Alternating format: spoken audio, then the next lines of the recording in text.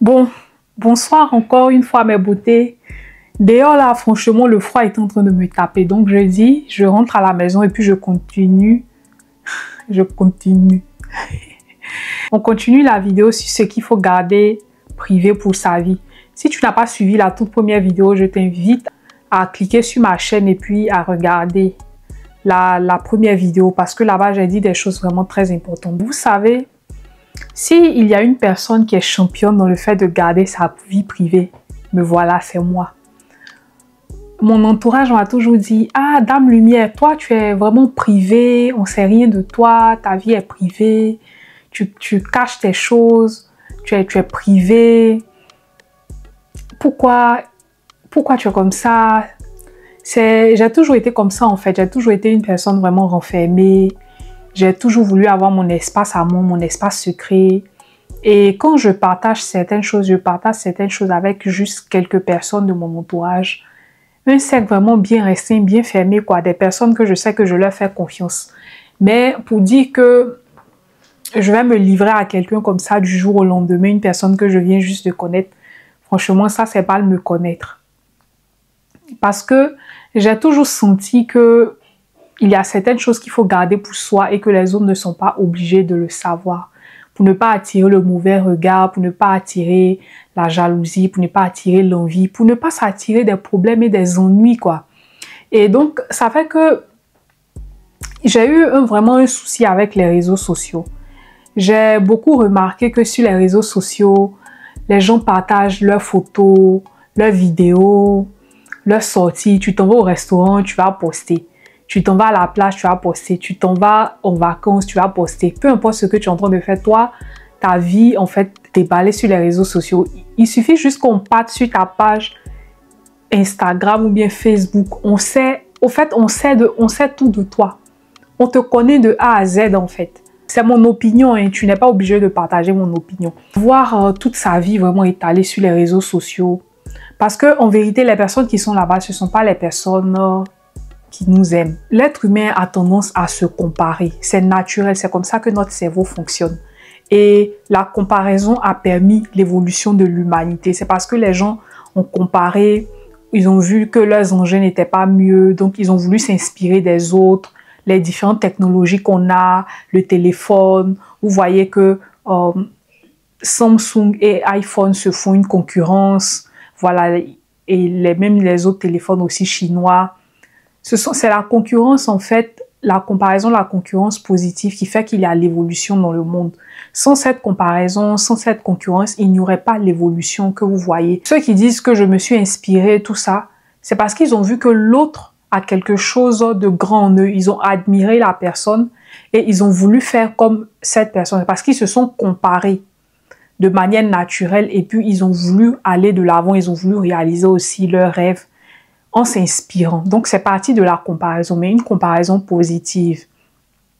Donc, quand les gens viennent te dire « Ah, je me suis inspirée de tel », non, c'est parce que cette personne s'est comparée d'abord, a vu que l'autre est meilleur qu'elle, donc elle a décidé de faire mieux en s'inspirant de l'autre. Mais ça part d'abord de la nature humaine, de la nature humaine de vouloir tout le temps se comparer à l'autre. Et c'est pas mauvais en fait, dans le sens où tu peux utiliser cette comparaison pour travailler, pour évoluer aussi.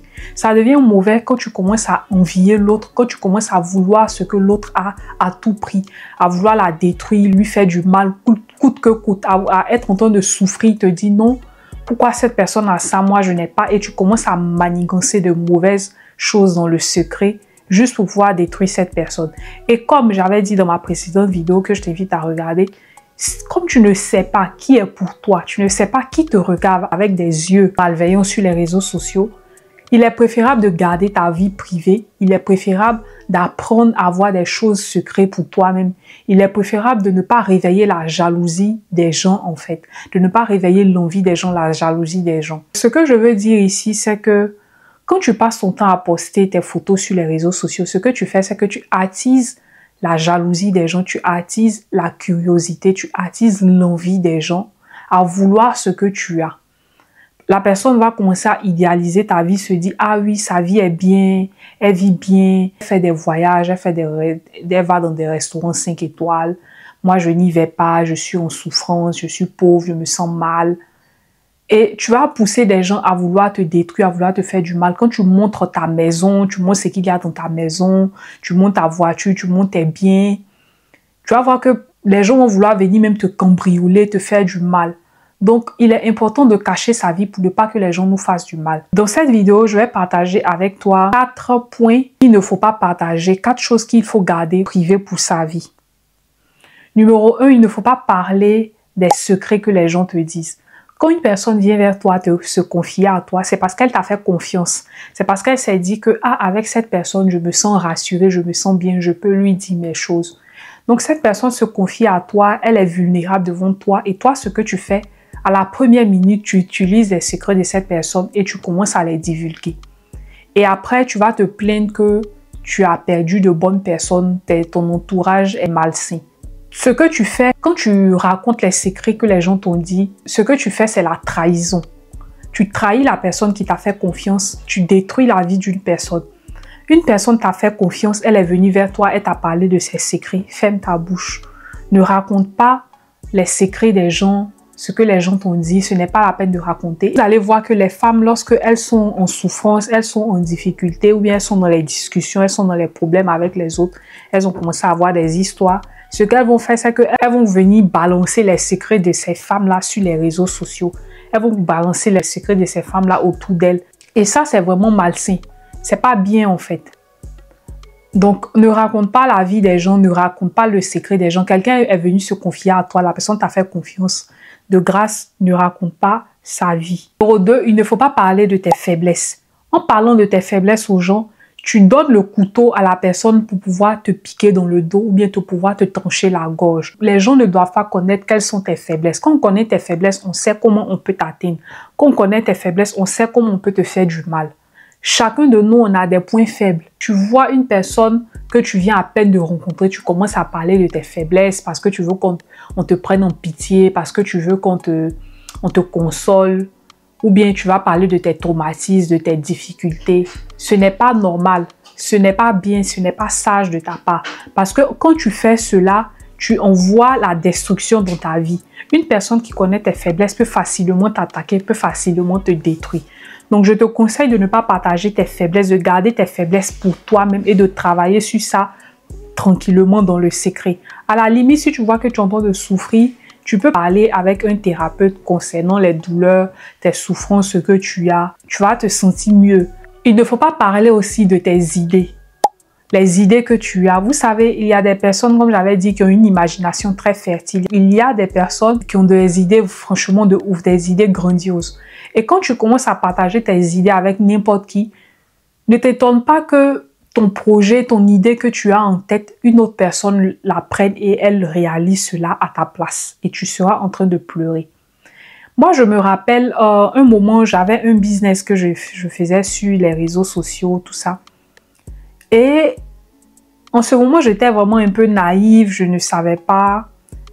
Et j'ai parlé à une de mes connaissances d'une idée que j'avais pour mon business.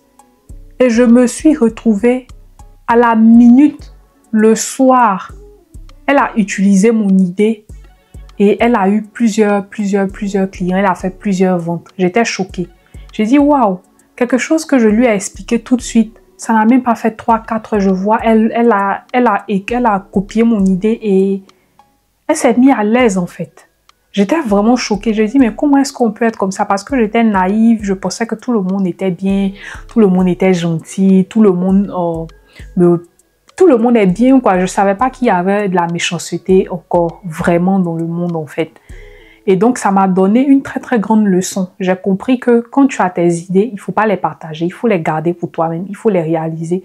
Sinon, tu vas voir que certaines personnes qui sont sans scrupules, certaines personnes qui sont sans état d'âme, en fait, qui n'ont pas d'éducation, vont te voler tes idées et tu seras là en train de pleurer, tu vas rater des opportunités.